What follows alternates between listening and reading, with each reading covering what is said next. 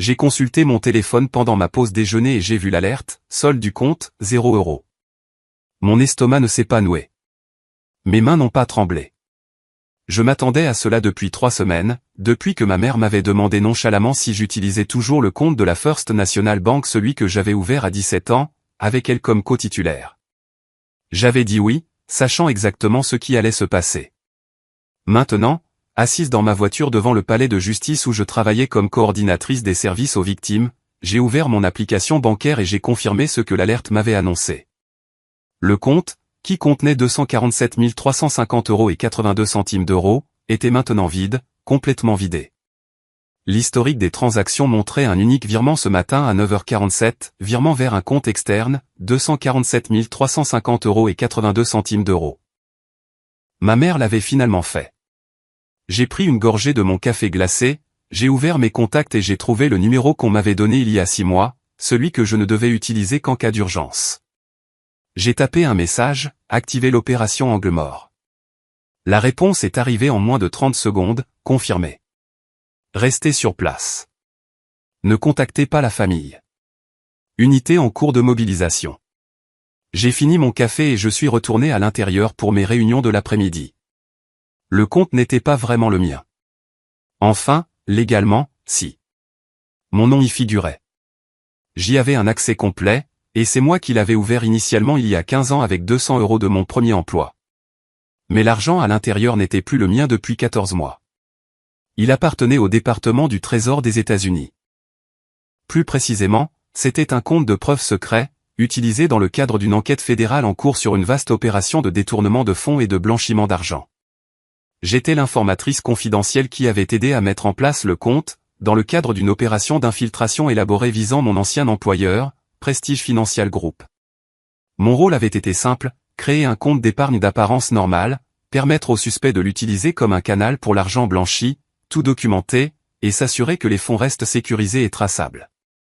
Plus de 3,8 millions de dollars avaient transité par le compte au cours de l'année écoulée, chaque transaction étant soigneusement surveillée et enregistrée par des agents fédéraux. Le solde actuel, les 247 350 € que ma mère venait de voler, était l'aboutissement de 3 mois de dépôts soigneusement suivis, provenant de 6 sociétés écrans différentes, liées au PDG de Prestige, Richard Vance. Cet argent était une preuve dans une affaire impliquant des accusations de fraude électronique, de blanchiment d'argent et de complot, qui entraînerait probablement des décennies de prison pour toutes les personnes impliquées. Et ma mère, dans sa sagesse infinie et son ignorance totale, venait de le voler. Je savais que cela pouvait arriver. L'agente fédérale Lisa Kowalski m'en avait averti lors de notre dernier briefing. Votre mère a posé des questions sur le compte 3 fois maintenant, avait-elle dit, en me montrant les transcriptions d'appels téléphoniques qui avaient été surveillés.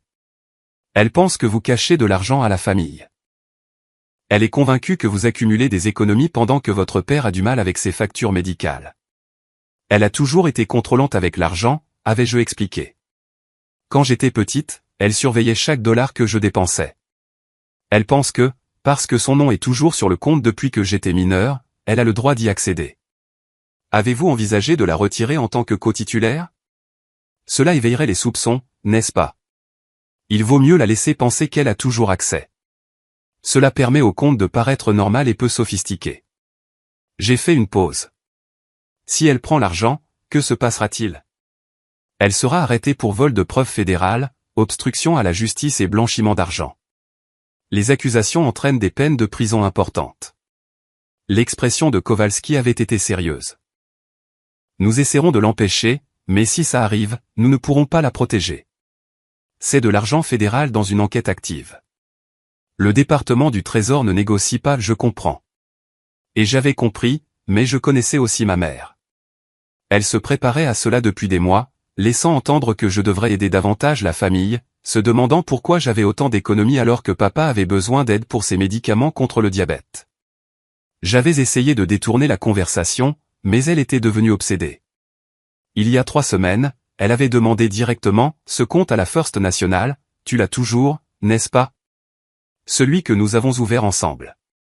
J'avais dit oui, car mentir aurait soulevé plus de questions. Maintenant, elle l'avait vidé, et les conséquences étaient déjà en marche. Mon téléphone a sonné à 14h47. L'agente Kowalski. Votre mère a effectué le virement sur un compte au nom de votre père à la Community Credit Union. Elle a ensuite immédiatement retiré 50 000 € en espèces et émis des chèques pour un total de 80 000 € supplémentaires. Les 117 350 € restants sont toujours sur le compte de votre père. Où est-elle maintenant? Chez votre sœur Rachel. Elle dit à tout le monde qu'elle vous a donné une leçon sur la responsabilité familiale. Votre père a utilisé 15 000 € en espèces pour payer des factures médicales. Votre sœur a reçu un chèque de 25 000 € que votre mère prétend être pour aider Rachel à se remettre sur pied.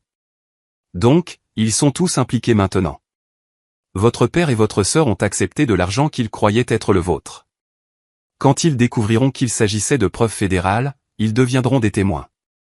Mais votre mère a orchestré le vol et fera face aux principales accusations. Quand? Les mandats sont en cours de finalisation. Les agents les exécuteront dans l'heure. Les enquêteurs du département du Trésor sont déjà à la First National Bank, en train de documenter le vol. Nous allons également saisir le compte de votre père à la Community Credit Union. J'étais assise à mon bureau, regardant les déclarations d'impact sur les victimes que je devais examiner. Que dois-je faire? Rien. Ne contactez pas votre famille. Ne répondez pas aux appels ou aux messages. Rentrez chez vous après le travail et attendez. Quelqu'un viendra prendre votre déposition ce soir. D'accord. La voix de Sarah Kowalski s'est légèrement adoucie. Je suis désolé. Je sais que ce n'est pas facile. Elle a fait son choix. Oui, en effet. Mon téléphone a commencé à exploser vers 15h30. D'abord ma sœur, Rachel, puis mon père, puis mon frère, David, puis à nouveau Rachel. J'ai laissé tous les appels aller sur la messagerie vocale.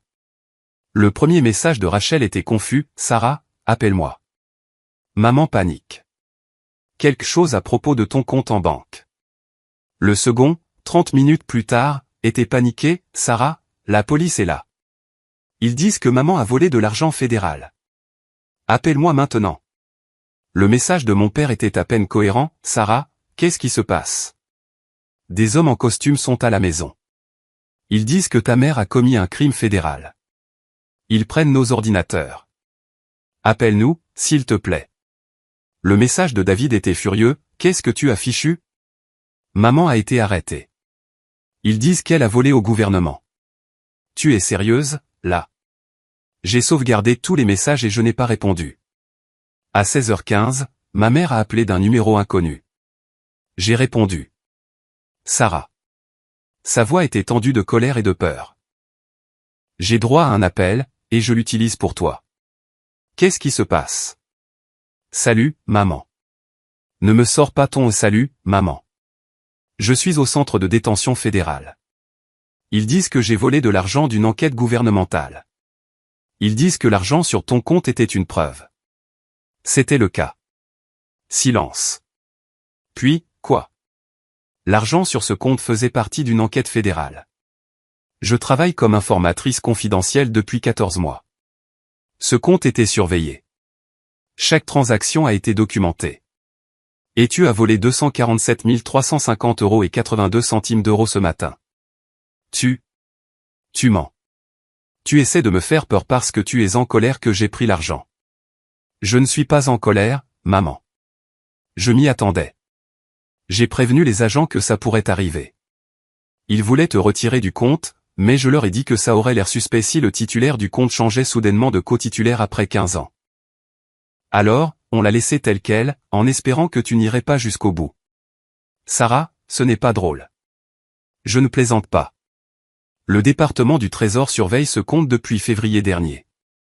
Chaque dépôt, chaque transaction, chaque dollar faisait partie de la constitution d'un dossier contre Prestige Financial Group. Les 247 350 € que tu as volés ce matin étaient des preuves dans une enquête pour blanchiment d'argent. Tu es accusé de vol de biens fédéraux, d'obstruction à la justice, et de blanchiment d'argent. Blanchiment d'argent? Je n'ai pas, tu as pris de l'argent d'un compte de preuve fédéral et tu l'as distribué à plusieurs personnes par le biais de virements, de retraits d'espèces et de chèques. C'est du blanchiment d'argent de manuel, maman. Peu importe que tu n'en connaissais pas la source. Tu as pris de l'argent qui n'était pas à toi et tu l'as dispersé. C'était le mien. Mon nom est sur ce compte. Ton nom est sur le compte en tant que cotitulaire dépositaire, de l'époque où j'étais mineur. Tu n'avais aucun droit légal d'accéder ou de retirer des fonds sans mon autorisation. Et comme ces fonds étaient des preuves fédérales, ton accès non autorisé constitue plusieurs crimes fédéraux. Je pouvais l'entendre respirer, rapidement et superficiellement. Sarah, tu dois arranger ça. Dis-leur que c'était une erreur. Dis-leur que je ne savais pas, je ne peux pas arranger ça, maman. Ce n'est pas à moi de classer l'affaire. C'est le département du Trésor qui poursuit. Tu as volé $250 000 d'une enquête fédérale. Mais je suis ta mère. Oui, tu le es. Et tu m'as volé de ce que tu pensais être mes économies parce que tu as décidé que tu savais mieux comment je devais dépenser mon argent. Le fait qu'il s'agissait en réalité de preuves fédérales rend les choses exponentiellement pires. Sarah, s'il te plaît. Je dois y aller, maman. Ne m'appelle plus. Mon avocat m'a conseillé de ne pas te parler pendant l'enquête. J'ai raccroché. Mes mains étaient stables. Ma voix avait été calme.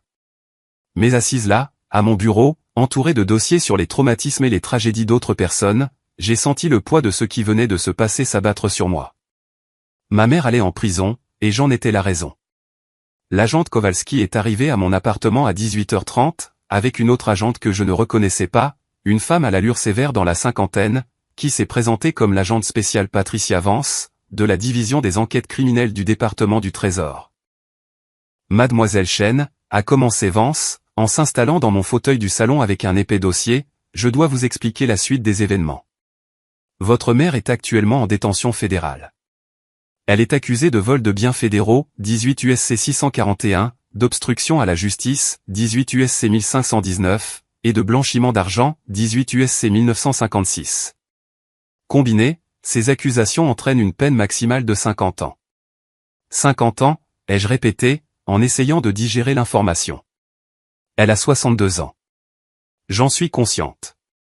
Les directives de détermination de la peine suggèrent que 15 à 20 ans est plus réaliste, étant donné qu'il s'agit de sa première infraction.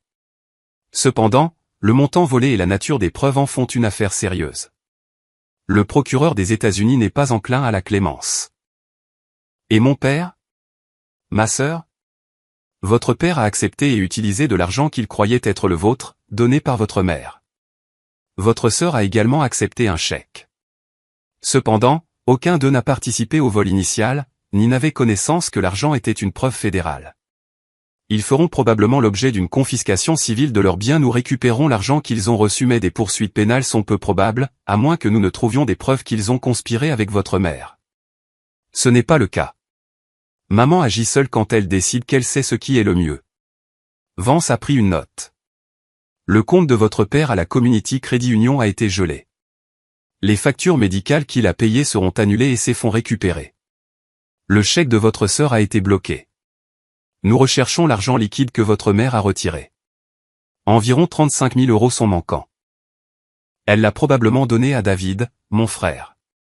Il a des difficultés financières. Nous allons enquêter. Tous les fonds que nous ne pourrons pas récupérer seront ajoutés aux exigences de restitution de votre mère. Vance a levé les yeux de ses notes. Mademoiselle Chen, je dois vous faire comprendre quelque chose. Votre mère ne vous a pas seulement volé, elle a compromis une enquête que nous avons mis 2 ans à construire. L'argent sur ce compte était la dernière pièce à conviction dont nous avions besoin pour prouver que Richard Vance a fait une pause ou aucun lien de parenté, malgré le nom blanchissait activement de l'argent par le biais de comptes individuels d'apparence légitime. Votre coopération a été inestimable, mais maintenant, nous devons prouver au tribunal que l'argent que votre mère a volé était une preuve dans une affaire fédérale active. Et cela signifie exposer votre rôle d'informatrice. Je savais que ça finirait par arriver. Oui, mais ça arrive plus tôt que prévu. Le procès Prestige est prévu dans 3 mois. Votre identité d'informatrice sera révélée lorsque le procès de votre mère aura lieu. Les avocats de Prestige s'en serviront. Ils prétendront que la manipulation des preuves suggère que l'enquête a été compromise. Ça complique les choses. Kowalski est intervenu, nous avons toujours tout ce qu'il faut pour condamner Vance et les autres chez Prestige. Le vol de votre mère nous aide même à certains égards. Il prouve que le compte était réel, actif et fonctionnel. Ce n'était pas juste un pot de miel. De vraies personnes, avec un accès réel, pouvaient interagir avec ce qui en fait un véhicule de blanchiment d'argent plus crédible. Donc, ma mère a accidentellement renforcé votre dossier? Ironiquement, oui. Mais elle a quand même commis plusieurs crimes graves dans le processus. La comparution initiale a eu lieu le lendemain. Je n'y ai pas assisté, mais l'agente Kowalski m'a envoyé des mises à jour. Ma mère a plaidé non coupable.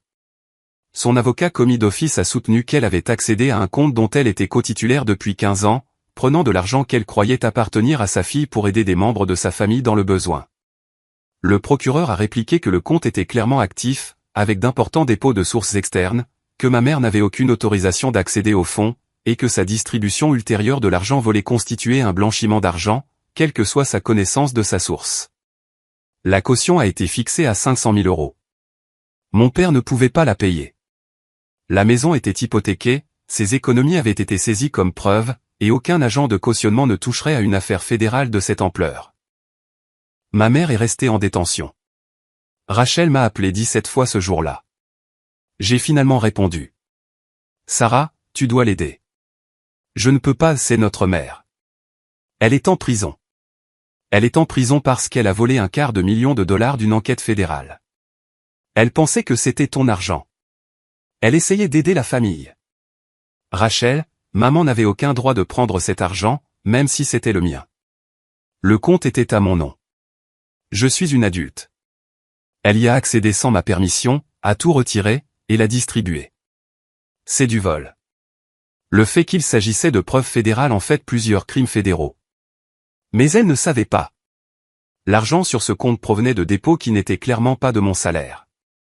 Au cours des 3 derniers mois, il y a eu des virements de 45 000 €, 78 000 € et 124 000 €. Est-ce que ça ressemble à quelque chose que j'aurais en économie avec mon travail de coordinatrice des services aux victimes?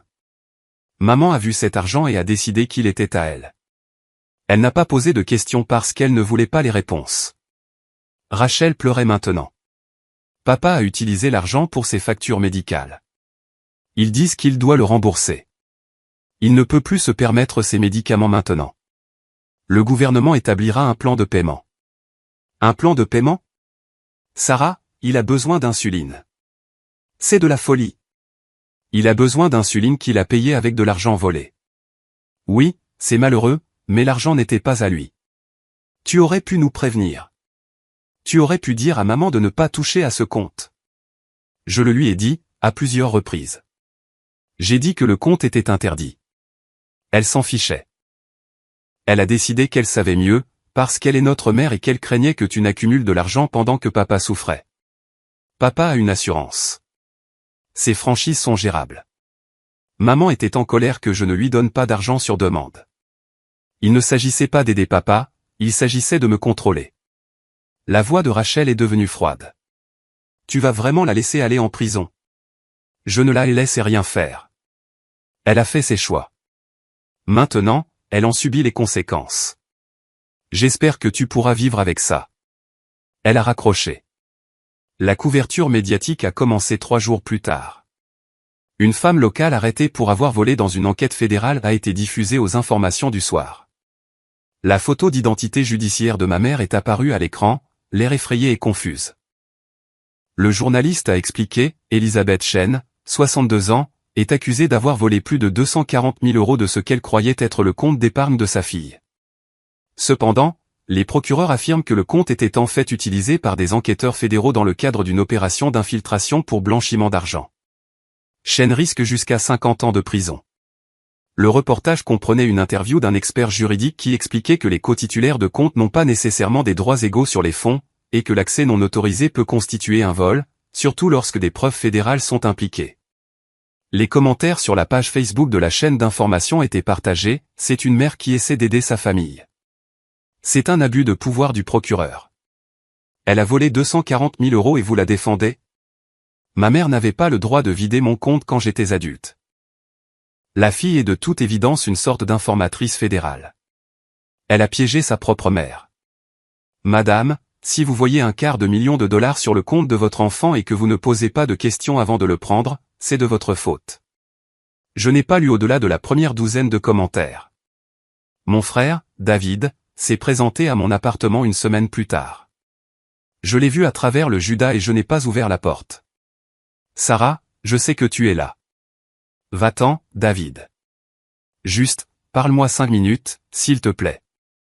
J'ai ouvert la porte, mais j'ai gardé la chaîne de sécurité enclenchée. Quoi? La caution de maman a été réduite à 100 000 euros. On essaie de rassembler assez d'argent pour un agent de cautionnement. Peux-tu aider? Non, Sarah. Allez. C'est notre mère. C'est une criminelle fédérale. À cause de toi. Tu travaillais avec les fédéraux et tu ne nous l'as pas dit. Tu l'as laissé tomber dans un piège. Je l'ai laissé faire ses propres choix.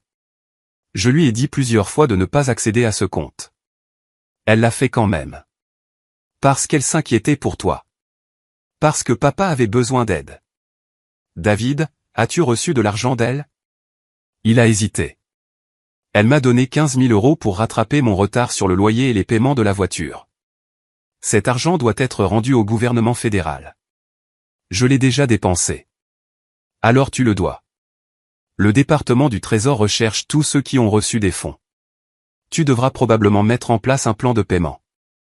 Je ne peux pas me permettre un plan de paiement. J'ai à peine de quoi payer le loyer. Tu ne peux pas te le permettre parce que tu as un problème de jeu que tu as refusé de régler. Le fait que maman t'encourage en te donnant de l'argent volé ne t'aide pas, David. Ça ne fait que retarder les conséquences. Son visage a rougi. Tu es vraiment quelque chose, tu sais ça? Tu te la joues supérieure, à travailler avec les fédéraux, à laisser ta propre mère se faire arrêter. Est-ce que maman t'a dit d'où venait l'argent? Elle a dit que c'était de tes économies. Est-ce qu'elle t'a dit comment j'aurais soi-disant économisé 247 000 euros avec un salaire de coordinatrice des services aux victimes? Je gagne 52 000 euros par an, David, avant impôt. As-tu réfléchi à comment j'aurais soi-disant eu autant d'argent? Ou l'as-tu simplement pris parce que c'était pratique? Il m'a regardé fixement. Tout le monde dans cette famille a vu ce qu'il voulait voir. Maman a vu de l'argent qu'elle pouvait contrôler. Papa a vu des factures médicales être payées. Rachel a vu un soulagement financier. Toi, tu as vu de l'argent pour le loyer. Personne n'a posé la question évidente, d'où vient-il? Parce que poser la question signifiait que vous ne pourriez peut-être pas le garder. Ce n'est pas juste. C'est tout à fait juste. Maman a accédé à un compte qui n'était pas le sien, a pris de l'argent qu'elle n'avait aucun droit de prendre, et l'a distribué à des gens qui n'ont pas remis en question la source. Maintenant, tout le monde en subit les conséquences. Ce n'est pas de ma faute. C'est notre mère. Et c'est une voleuse. Les deux sont vrais. David est parti sans un autre mot. L'enquête du département du Trésor a progressé rapidement. En 2 semaines, ils ont retracé chaque dollar que ma mère avait pris. 50 000 euros retirés en espèces, 15 000 euros à David, récupérés par un plan de saisie sur salaire, 10 000 euros à mon père, remboursement en attente, 25 000 euros non comptabilisés, présumés dépensés, ajoutés à la restitution. 80 000 euros en chèque, 25 000 euros à Rachel, chèque bloqué, fonds gelés, 35 000 euros à une œuvre de bienfaisance religieuse, fonds récupérés, 20 000 euros à David, deuxième paiement, également bloqué. 117 350 euros transférés sur le compte de mon père, fonds saisis. Total récupéré, 222 350 euros. Total non récupéré, 25 000 euros, présumés dépensés, ajoutés à la restitution. L'avocat de ma mère a tenté de négocier un accord de plaidoyer. Le bureau du procureur des États-Unis a proposé, plaider coupable de toutes les accusations, 10 ans de prison fédérale, restitution complète de 247 350 euros plus les frais d'enquête de 73 000 euros, pour un total de 320 350 euros. Ma mère a refusé. Elle veut aller au procès, m'a dit l'agent Kowalski lors d'une de nos mises à jour régulières. Son avocat pense qu'il peut convaincre un jury qu'elle était une mère inquiète qui ne comprenait pas ce qu'elle faisait. C'est une stratégie terrible. Les preuves sont accablantes. Quand a lieu le procès? Dans 4 mois. Ce sera après le procès Prestige, ce qui joue en notre faveur. Nous aurons déjà prouvé l'opération de blanchiment d'argent, donc le contexte du vol de votre mère sera établi. A-t-elle essayé de me contacter? À plusieurs reprises. Des lettres, des tentatives d'appel téléphonique. Nous vous avons conseillé de ne pas répondre. Je ne le ferai pas, la voix de Sarah Kowalski était douce. Comment allez-vous? Ça ne doit pas être facile. Je vais bien. Vous avez le droit de ne pas aller bien. Si j'y pense trop, je vais m'effondrer. Alors je n'y pense pas. Je fais mon travail, je suis les instructions, et j'attends que ce soit fini. C'est de la compartimentation. C'est de la survie. Le procès du Prestige Financial Group a fait sensation dans les médias. Richard Vance et 5 autres dirigeants ont été accusés d'avoir détourné 14 millions de dollars des comptes de leurs clients et de les avoir blanchis par le biais de réseaux complexes de sociétés écrans. Mon témoignage en tant qu'informatrice confidentielle a été dévastateur. J'avais tout documenté, enregistré des conversations, et copié des fichiers. Les preuves comprenaient la preuve qu'ils avaient utilisé mon compte comme l'un des dizaines de véhicules de transit, croyant qu'il s'agissait d'un compte personnel légitime qui ne serait jamais examiné. L'argent que ma mère avait volé était directement lié à 3 sociétés écrans spécifiques que Vance contrôlait. Les 6 accusés ont été condamnés. Vance a écopé de 23 ans. Les autres ont reçu des peines allant de 8 à 15 ans. Le Prestige Financial Group a été dissous, ses actifs saisis, et les victimes ont reçu une restitution. J'ai reçu une prime de lanceuse d'alerte de 2,1 millions de dollars, soit 15% des fonds récupérés. L'ironie ne m'a pas échappé. J'étais maintenant réellement riche, tandis que ma mère était en prison pour avoir volé de l'argent que je n'avais jamais vraiment eu. Le procès de ma mère fut presque décevant après le spectacle de Prestige. Son avocat a tenté la défense de la mère inquiète, la dépeignant comme une parente aimante, soucieuse de la santé mentale et de l'irresponsabilité financière de sa fille. L'accusation a présenté des relevés bancaires prouvant que les dépôts sur mon compte provenaient de sociétés écrans connues, liées à une importante opération de blanchiment d'argent. Ils ont montré que ma mère avait accédé au compte sans autorisation, avait retiré et distribué les fonds, et n'avait fait aucun effort pour vérifier la source de l'argent avant de le prendre. Le jury a délibéré pendant 3 heures. Coupable de toutes les accusations. La sentence était prévue 6 semaines plus tard. J'ai reçu une lettre de ma mère la semaine précédente. Contre l'avis de mon avocat, je l'ai ouverte. Je sais que tu ne liras probablement pas ça, mais je dois essayer. J'ai eu tort. Je le comprends maintenant. Je n'avais aucun droit de prendre cet argent, même si je croyais sincèrement que c'était le tien. J'aurais dû demander. J'aurais dû me demander d'où il venait. J'aurais dû respecter tes limites. Mais j'avais peur. Les factures médicales de ton père s'accumulaient, et je pouvais le voir rationner ses médicaments. David était sur le point d'être expulsé.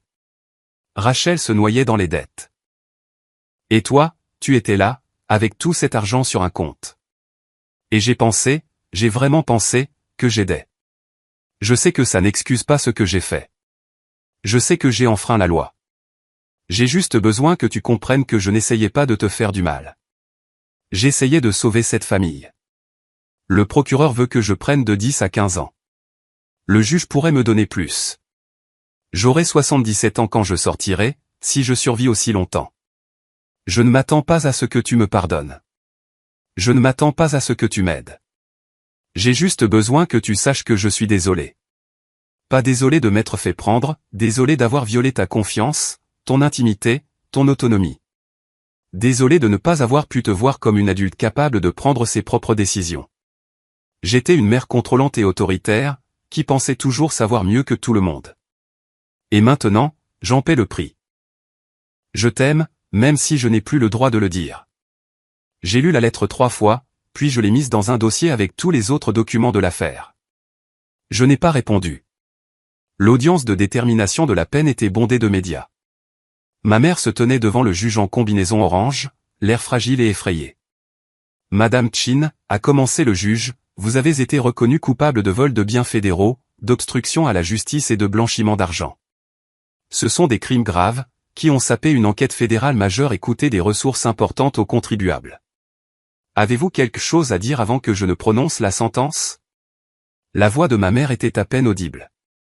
Votre honneur, j'ai commis une terrible erreur. J'ai pris de l'argent qui n'était pas à moi, d'un compte auquel je n'avais pas le droit d'accéder. Je l'ai fait parce que j'étais inquiète pour ma famille, mais cela n'excuse pas mes actes. Je suis profondément désolé pour ce que j'ai fait, et j'accepte la responsabilité de mes crimes. Le juge a hoché la tête. Madame Chin, le tribunal prend acte de votre acceptation de responsabilité. Cependant, la gravité de vos crimes ne peut être négligée. Vous avez volé près d'250 000 $ d'une enquête fédérale. Vous avez distribué cet argent à plusieurs personnes, créant une situation de recouvrement complexe. Et vous l'avez fait avec un mépris choquant des limites légales et éthiques de base. Elle a fait une pause.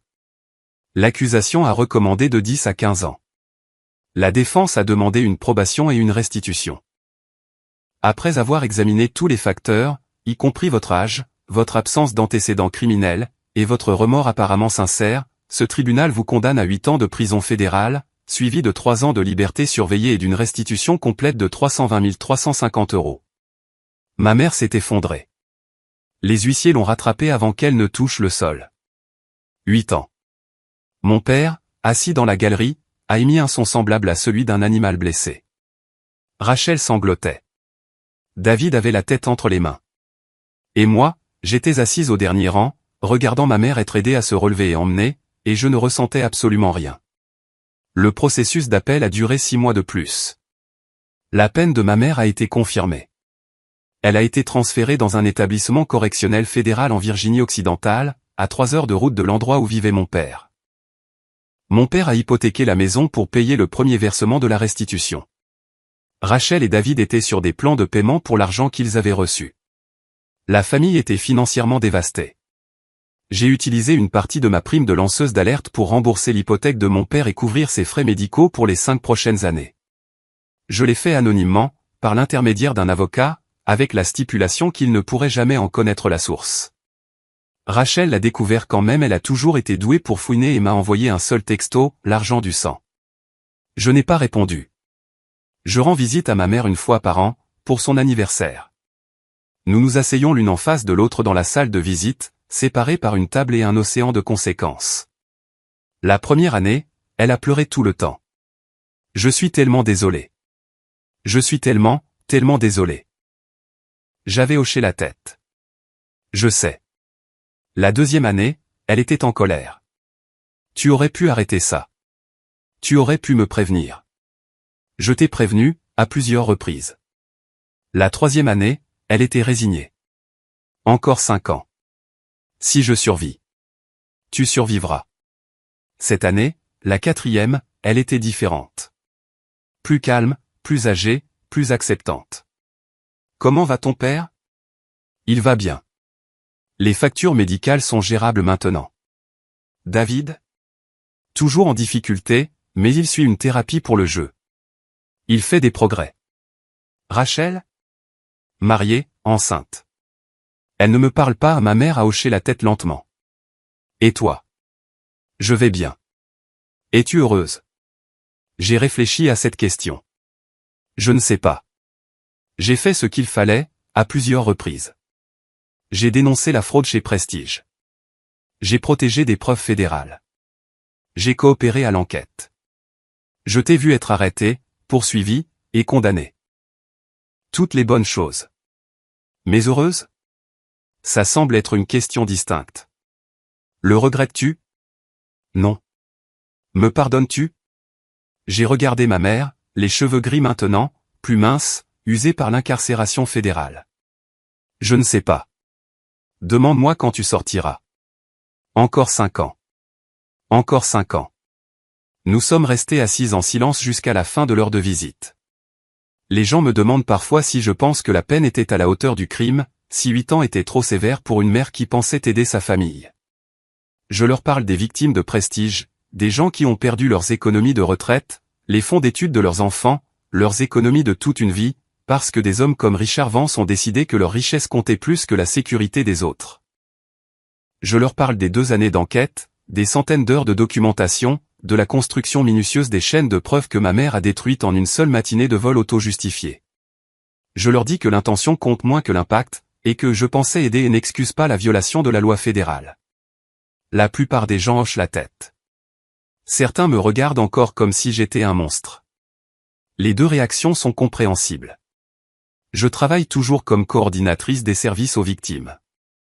J'aide toujours les gens à surmonter les séquelles des traumatismes et de la criminalité. Je crois toujours en la justice, en les conséquences, en l'état de droit. Je crois aussi que, parfois, faire ce qui est juste détruit votre famille. Les 2 sont vrais. Et je vis avec cette vérité chaque jour, dans l'espace entre la justification et le deuil, entre la victoire juridique et la dévastation personnelle. Ma mère a volé 247 350 € d'une enquête fédérale. Je me suis assuré qu'elle en subisse les conséquences. L'argent a été récupéré. L'affaire a été gagnée. La justice a été rendue. Et ma famille ne sera plus jamais entière. Tout cela est permanent. Tout cela est inévitable. Tout cela est le prix à payer pour protéger les preuves, plutôt que de protéger les gens que j'aime. Certains jours, je pense que ce prix en valait la peine. D'autres jours, je n'en suis pas si sûr. Mais le choix a été fait il y a des années, lorsque j'ai accepté pour la première fois d'aider l'enquête fédérale, lorsque j'ai ouvert ce compte et que j'ai permis qu'il soit utilisé comme preuve, lorsque j'ai gardé ce secret pour ma famille, sachant que cela pourrait nous détruire. J'ai fait ce choix. Et lorsque ma mère a vidé le compte, j'ai fait un autre choix, activer l'opération Angle Mort, pour m'assurer qu'elle subirait tout le poids de la loi fédérale, pour protéger l'enquête plutôt que de la protéger, elle. Juste ou non, c'était mes choix. Et je vis avec eux chaque jour, dans les moments de calme entre les consultations des victimes, dans le silence de mon appartement, dans les visites annuelles à une prison fédérale où ma mère compte les jours jusqu'à sa libération. La justice ne se soucie pas de la loyauté familiale. J'ai appris cette leçon, et je l'ai enseignée à ma mère, au prix de 8 ans et de 320 350 €. Les preuves ont été protégées. L'enquête a réussi.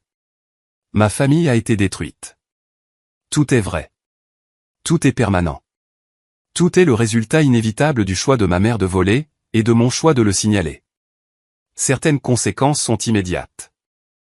D'autres se déploient lentement, au fil des ans, sur les visages des membres de la famille qui vous regardent comme une étrangère. Les deux types sont permanents.